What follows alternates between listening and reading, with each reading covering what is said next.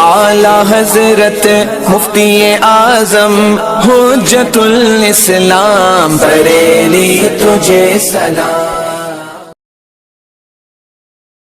السلام علیکم ورحمۃ اللہ تعالی وبرکاتہ۔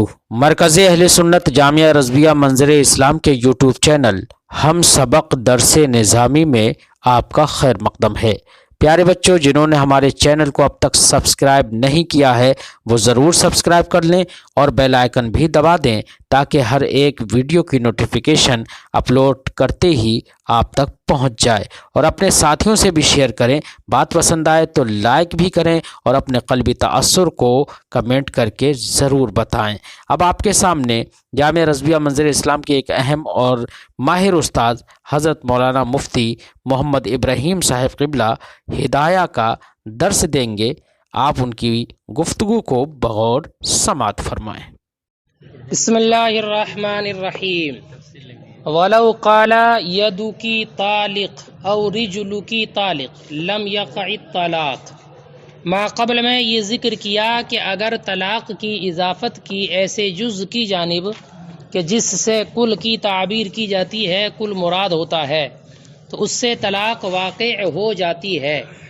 ایسے ہی اگر طلاق دی جزو شائع یعنی جزو غیر معین کو تو طلاق واقع ہو جائے گی۔ اب یہاں سے یہ بیان فرماتے ہیں کہ اگر طلاق کو مضاف کیا اس جز کی جانب، جز سے کل مراد نہیں ہوتا ہے، جس سے کل مراد نہیں ہوتا ہے، جیسے کہ ہاتھ کو طلاق دی، ہاتھ ید، یا رجل کا ذکر کیا، تیرے ہاتھ کو طلاق یا تیرے پیر کو طلاق، تو اس سے طلاق واقع نہیں ہوگی، طلاق واقع نہیں ہوگی۔ بات میں کہ نہیں؟ ایسے ہی ہر جزو معین کا حکم ہے۔ کوئی بھی جزو معین کر دے، تیری آنکھ کو طلاق، تیری ناک کو طلاق، تیرے کان کو طلاق، جزو معین، تیرے ہونٹ کو طلاق، نہ کوئی بھی جزو معین ہے تو ہر جزو معین کا یہ حکم ہے کہ اس سے طلاق واقع نہیں ہوگی، اس لیے کہ ید سے کل کی تعبیر نہیں ہوتی ہے کہ ید بولا جائے کل مراد ہو، ایسا نہیں ہوتا۔ ایسی رجل سے کل کی تعبیر نہیں ہوتی، یا کوئی بھی جزو معین اس سے کل کی تعبیر نہیں کی جاتی۔ جب کل کی تعبیر نہیں کی جاتی تو اس سے طلاق بھی واقع نہیں ہوگی۔ بات سمجھ میں آ گئی؟ البتہ امام ظفر اور امام شافعی رضی اللہ تعالی عنہما، ان دونوں حضرات کا اس میں اختلاف ہے۔ یہ کہتے ہیں کہ اس سے طلاق واقع ہو جائے گی، کس سے؟ جزو معین سے، ہے نا، یہ ید وغیرہ سے، اس لیے کہ یہ ایسا جز ہے کہ جس سے فائدہ حاصل کیا جاتا ہے عقد نکاح کی وجہ سے۔ عقد نکاح کے بعد عورت کے ید سے استمتاع جائز ہے، اس کے پیر سے یا اس کے کسی بھی جزو معین سے فائدہ حاصل کرنا شوہر کے لیے جائز ہو جاتا ہے نکاح کی بنیاد پر۔ اور ہر وہ جز کہ جس کا یہ حال ہو، یعنی جس سے استمتاع جائز ہو، وہ حکم نکاح کا محل ہوتا ہے۔ حکم نکاح کا محل ہے۔ جب محل حکم نکاح کا محل ہے تو طلاق کا بھی محل ہوگا۔ جہاں پر حکم نکاح ثابت وہاں پر طلاق کا حکم ثابت، لہذا اب حکم اس میں ثابت ہو جائے گا اضافت کی بنیاد پر۔ کس میں؟ جزو معین۔ اس جزو معین میں حکم اضافت کی بنیاد پر ثابت ہو جائے گا، چونکہ نکاح کا حکم اس میں ثابت ہے۔ اب جب اس جز میں حکم نکاح ثابت ہو گیا تو اب کل کی جانب وہ سرایت کر جائے گا، حکم کل کی جانب سرایت کر جائے گا۔ بات میں آئے گی نہیں؟ جیسے کہ جزو شائع میں ہوتا ہے، جزو شائع یعنی جزو غیر معین میں کہ اگر کہا کہ نصف کو طلاق ہے، یہ ثلث کو، ربع کو طلاق، تو اگرچہ طلاق کی اضافت نصف یا ربع کی جانب ہوتی ہے یا ثلث کی جانب ہوتی ہے، لیکن کل کی طرف وہ سرایت کر جاتی ہے۔ تو جیسے جزو غیر معین میں سرایت کر جاتی ہے، ایسی جزو معین میں بھی۔ بات سمجھ میں آ گئی؟ سنو، اب ایک اعتراض ان پر یہ ہو سکتا ہے کہ اگر کوئی انسان جزو معین کے ساتھ نکاح کرے تو کیا نکاح ہو جائے گا؟ کہے تیرے ہاتھ سے نکاح کیا، تیرے پیر سے نکاح کیا، تیری آنکھ سے نکاح کیا، جزو معین کے طور پر، فرماتے نہیں، اس کے برخلاف ہے۔ اس لیے کہ اگر جزو معین کی طرف نکاح کی اضافت کی گئی تو یہاں پر تعدی یہ ممتنع ہے۔ تعدی یعنی دوسرے جز کی طرح متعدی ہونا یہ ممنوع ہے، کیونکہ اس جزو معین کے علاوہ باقی تمام اجزاء میں حرمت کا ثبوت ہے. ارے صرف یہ کہا نا کہ تیرے ہاتھ سے طلاق، تو مان لو کہ نکاح کی بنیاد پر ہاتھ میں نکاح کا ثبوت ہو گیا، لیکن باقی جو اجزاء ہیں ان میں تو حرمت ہی ثابت ہے، حرمت ہی ثابت ہے. تو اب ایک جز میں حلت کا ثبوت ہوا بالفرض اور باقی اجزاء میں حرمت رہی. ٹھیک ہے. اور قاعدہ یہ ہے کہ جب حلت اور حرمت دونوں جمع ہو جائیں تو حرمت غالب رہتی ہے، حرمت غالب رہتی ہے، اس لیے وہاں پر نکاح کا ثبوت نہیں مانا جائے. بات سمجھ آ گئی امام شافعی میں ظفر کی؟ دیکھو امام اعظم کی دلیل کیا، وہ آ گیا فرماتے ولو قال یدو کی طالق، اور اگر کہا تیرے ہاتھ کو طلاق، او رجلو کی طالق، یا تیرے پیر کو طلاق، لم یقع الطلاق، تو طلاق واقع نہیں ہوگی. وقال الظفر والشافعی یقع، امام ظفر اور امام شافعی نے فرمایا طلاق واقع ہو جائے گی. وقضى الخلاف فی کل جزء معین، اور ایسے ہی اختلاف ہے ہر جزء معین میں، ایسی اختلاف ہے ہر جزء معین میں، اس لیے کہ جمع بدن سے اس کی تعبیر نہیں ہوتی. لہما ان کی دلیل یہ ہے انہ جزء متمتع بعقد النکاح، کہ یہ ایسا جز ہے کہ جس سے فائدہ کیا جاتا ہے، حاصل کیا جاتا ہے عقد نکاح کی بنیاد پر. وما هذا حال، اور جس کا یہ حال ہے یعنی جس سے فائدہ اٹھانا جائز ہے، یکون محلا لحکم النکاح، تو وہ حکم نکاح کا محل ہوگا.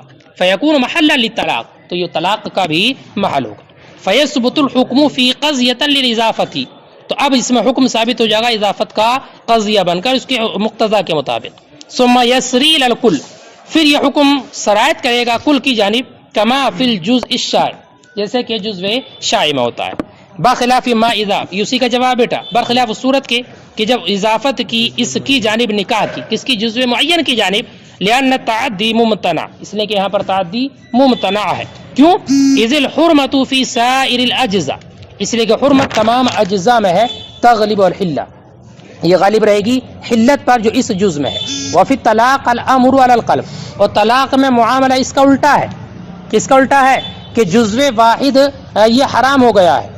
بس میں کہ نہیں، تو اب حرام جب حلت اور حرام حرمت جمع ہو گئی دونوں، تو اسی کو غلبہ حاصل رہے گا. ولنا، اور ہماری دلیل کیا ہے کہ طلاق واقع نہیں ہوگی؟ وہ یہ ہے کہ اس نے طلاق کو اس کے غیر محل کی جانب مضاف کیا ہے، طلاق کو مضاف کیا اس کے غیر محل کی جانب، لہذا اس کا یہ کہنا لغو ہوگا. لغو ہوگا، جب لغو ہوگا تو طلاق واقع نہیں ہوگی. اور یہ ایسے ہی ہوگا جیسے کہ اس نے کہا تیرے تھوک کو طلاق، ہاں تیری ناخون کو طلاق، تو جیسے یہاں پر یہ کہنا لغو ہے، ایسے اس میں بھی لغو ہوگا اور اس سے طلاق واقع نہیں ہوگی. ولنا انہ اضاف الطلاق الى غیر محلہ، اور ہماری دلیل یہ ہے اس نے طلاق کی اضافت کی ہے غیر محل کی جانب. فیلغو، تو یہ کہنا اس کا لغو ہوگا. کما اذا اضافہ الى ریقھا او ظفرھا، جیسے کہ اس نے اضافت کی اس کے تھوک یا ناخون کی جانب. وہذا، اور وہ اس لیے کہ لأن محل الطلاق ما یکون فیہ القید، یعنی محل طلاق تو وہ ہوگا کہ جس میں قید نکاح موجود ہو، قید نکاح. اور یہ تو رفع نکاح کا نام ہے، رفع قید کا نام ہے طلاق. ٹھیک ہے. اور ہاتھ میں کوئی قید نہیں ہوتی، قید نہیں ہوتی. ایسے ہی نکاح کی بنیاد پر رجل میں یا اور جزو وغیرہ جو ہوتے ہیں ان میں کسی قید کا ثبوت نہیں ہوتا. اور طلاق تو رفع قید کا نام ہے، جب ان میں قید نہیں تو طلاق بھی نہیں. وہذا لأن محل طلاق ما یکون فیہ القید، اور اس لیے کہ محل طلاق وہ ہے کہ جس میں قید ہو. قید سے مراد قید نکاح. لأنہ ینبئ عن رفع القید، اس لیے کہ طلاق خبر دیتی ہے رفع قید کی. ولا قید فی الید، اور ید میں کوئی قید نہیں. ولہذا لا تصح اضافۃ النکاح الیہ، یہی وجہ ہے کہ اس جزو معین کی جانب نکاح کی اضافت صحیح نہیں ہے. امام شافعی نے بھی یہی کہا کہ جزو معین کی جانب اگر نکاح کی اضافت کی تو یہ درست نہیں. بخلاف الجزء الشائع، برخلاف جزو شائع جزو غیر معین کے. لأنہ محل للنکاح عندنا، اس لیے کہ یہ ہمارے نزدیک نکاح کا محل ہے. حتی تصح اضافتہ الیہ، یہاں تک کہ اس کی طرف یعنی جزو شائع کی طرف نکاح کی اضافت کرنا صحیح ہے. فقضا یکون محلا للطلاق، تو جب اس کی طرف نکاح کی اضافت کا نکاح تیرے نصف سے نکاح کیا ہے نا، جزو غیر معین سے، تو نکاح صحیح ہے، تو محل طلاق بھی وہ بن جائے گا. فقضا یکون محلا للطلاق، تو ایسے ہی یہ طلاق کا محل ہوگا. واختلفوا فی الظہر والبطن، سنو اگر طلاق کی اضافت کی ظہر پیٹھ کی جانب یا بطن کی جانب، اس سے طلاق واقع ہوگی یا نہیں. فرماتے ہیں اس میں اختلاف کیا ہے. بعض علماء نے یہ کہا ہے کہ اس میں طلاق واقع ہو جائے گی، بعض نے کہا نہیں ہوگی، لیکن ظاہر اور صحیح مذہب یہی ہے کہ طلاق واقع نہیں ہوگی، اس لیے کہ جیسے ید اور رجل سے کل مراد نہیں ہوتا، ایسی ظہر اور بطن سے بھی کل مراد نہیں ہوتا ہے۔ وَاخْتَلَفُوا فِي الظَّهْرِ وَالْبَطَنِ، اور اختلاف کیا ہے ظہر اور بطن کے بارے میں، وَالْأَظْهَرُ أَنَّهُ لَا يَصِحُّ، اور زیادہ ظاہر یہی ہے کہ یہ صحیح نہیں، یعنی اگر طلاق کی ان کی جانب اضافت ہو تو طلاق واقع نہیں ہوگی، لِأَنَّهُ لَا يُعَبَّرُ بِهِمَا عَنْ جَمِيعِ الْبَدَنِ، اس لیے کہ ان دونوں سے جمیع بدن کی تعبیر نہیں کی جاتی۔ بات سمجھ میں آ گئی؟ وَإِن طَلَّقَهَا نِصْفَ تَطْلِيقَةٍ او ثلث تطلیقہ کانت طالقا تطلیقۃ واحدہ۔ سنو، اگر اس نے کہا کہ نصف طلاق دی، کیا آدھی طلاق، تجھے آدھی طلاق، یا کہا ثلث طلاق، ثلث، تو اگر اس نے کہا نصف طلاق ہے یا ثلث طلاق ہے تو بیٹا پڑھ لیا آپ نے پیچھے کہ طلاق میں تجزی نہیں ہوتی، اس لیے اب مکمل ایک طلاق واقع ہوگی۔ اور ایسی چیز کہ جس میں تجزی نہ ہو اس کے بعض کا ذکر کرنا ایسا ہے جیسے کہ کل کا ذکر کرنا، یعنی جو چیز متجزی نہیں ہوتی اس کے بعض کا ذکر بھی کل کے ذکر کے مثل ہے، اس لیے کل ایک طلاق واقع ہوگی۔ اور اگر اس کو نصف طلاق دی یا ثلث طلاق دی، کانت طالقا تطلیقۃ واحدہ، تو اس پر طلاق ہوگی ایک طلاق، لأن طلاق لا يتجزی، اس لیے کہ طلاق متجزی نہیں ہوتی۔ وذکر بعض ما لا يتجزی، اور اس کا ذکر کرنا اس کے بعض کا ذکر کرنا جو متجزی نہیں، کا ذکر الکل، کل کے ذکر کے مثل ہے۔ وقضا، اور ایسے ہی الجواب فی کل جزء سما، ہر اس جز میں کہ جس کو اس نے ذکر کیا، کم لما بینا، اسی وجہ سے جو ہم نے بیان کیا۔ ولو قال لها انت طالق ثلاثه انصاف تطلیقتین فہی طالق ثلاثا، سنو بیٹا، ایسی اگر کسی نے کہا عورت سے کہ تجھے 2 طلاقوں کے 3 نصف، سب صورتیں پڑھ لی ہوں گی شرح وقایہ میں، کیا 2 طلاقوں کے 3 نصف طلاق، تو بیٹا 2 طلاق کا ایک نصف ایک طلاق ہے، ارے 2 کا نصف ایک ہے نا، اس نے کہا 3 نصف، تو کل ملا کر اس پر 3 طلاق واقع ہو جائیں گی، ٹھیک ہے۔ اور اگر اس سے کہا کہ تجھے طلاق 2 طلاق کے 3 نصف، فہی طالق ثلاث، تو وہ 3 طلاقوں والی ہوگی، لأن نصف التطلیقتین تطلیقۃ، اس لیے کہ 2 طلاقوں کا نصف ایک طلاق ہے۔ فإذا جمع بین ثلاثۃ انصاف، تو جب جمع کیا گیا 3 نصف کے درمیان، ان 3 نصف کو جمع کیا گیا، تکون ثلاث تطلیقات ضرورتاً، تو ضروری طور پر وہ 3 طلاقیں ہو جائیں گی۔ ولو قال انت طالق ثلاثۃ انصاف تطلیقہ، قیل یقع تطلیقتان وقیل یقع ثلاث تطلیقات، اور اگر کہا ایک طلاق کے 3 نصف ہیں، کہ بیٹا ایک طلاق کے 3 نصف، ایک طلاق کا ایک نصف آدھا، ٹھیک ہے، تو 3 نصف کو اگر ملایا جائے تو 1.5، تو اب 1.5 طلاق تو نہیں ہوگی، تو کل ملا کر 2 طلاق واقع ہوں گی، اس لیے کہ یہ ایک طلاق ہے اور آدھا ہے، تو جو آدھا ہے اس کو پورا کر دیا جائے گا، 2 طلاق واقع ہو جائیں گی۔ اور ایک قول یہ نہیں، 3 طلاق واقع ہوں گی، ہر نصف کو پورا مانا جائے گا، ایک نصف آدھا ہے نا، تو آدھے کو پورا کیا جائے گا، پھر دوسرے آدھے کو، پھر تیسرے آدھے کو، تو کل ملا کر 3 طلاق واقع ہو جائیں گی۔ اور اگر کہا کہ ایک طلاق کے 3 نصف، تو کہا گیا ہے کہ 2 طلاق واقع ہوں گی، لأنہ طلقہ، اس لیے کہ یہ ایک طلاق ہے، ونصف، اور ایک نصف ہے، فتکامل، تو مکمل ہوگا، یہ نصف جو ہوگا مکمل۔ وقیل یقع ثلاث تطلیقات، اور کہا گیا ہے کہ 3 طلاق واقع ہوں گی، اس لیے کہ ہر نصف کو پورا کیا جائے گا فی نفسی، فیصیر ثلاثا، تو وہ کل ملا کر 3 طلاقیں واقع ہو جائیں گی۔